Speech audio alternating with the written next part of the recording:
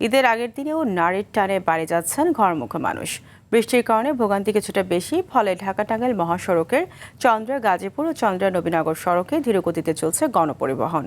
থেমে থেমে যানবাহন চলছে ঢাকা টাঙ্গাইল যমুনা সেতু মহাসড়কের মির্জাপুর থেকে সেতু পর্যন্ত। ভোগান্তি রয়েছে গাজীপুরে ঢাকা ময়মনসিংহ ও ঢাকা টাঙ্গাইল মহাসড়কের দুটি পয়েন্টেও। বাড়তি ভাড়ার কারণে অনেকে ঝুঁকি নিয়ে ট্রাক পিকআপ যোগে বাড়ি ফিরছেন। যাত্রীদের অভিযোগ, যানজট থাকলেও মহাসড়কে তৎপর দেখা যায়নি আইনশৃঙ্খলা বাহিনীর সদস্যদের। এদিকে বৈরী আবহাওয়ার ভেতরেও লঞ্চ চলাচল অব্যাহত আছে।